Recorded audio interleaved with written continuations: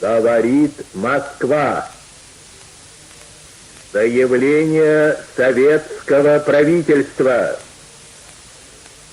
Граждане и гражданки Советского Союза.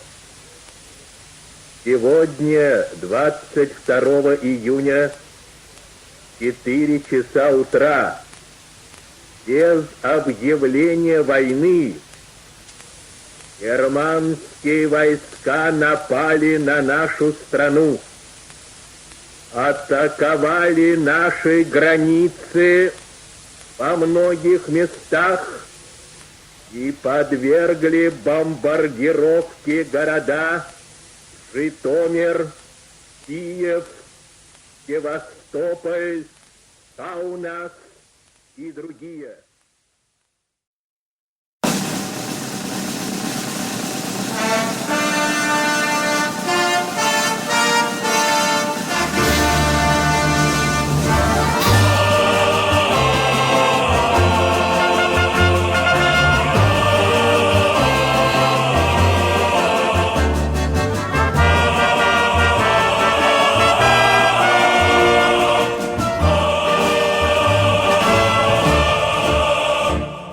Мы не щадили жизни на войне, мы гибли под Москвой, Сталинградом.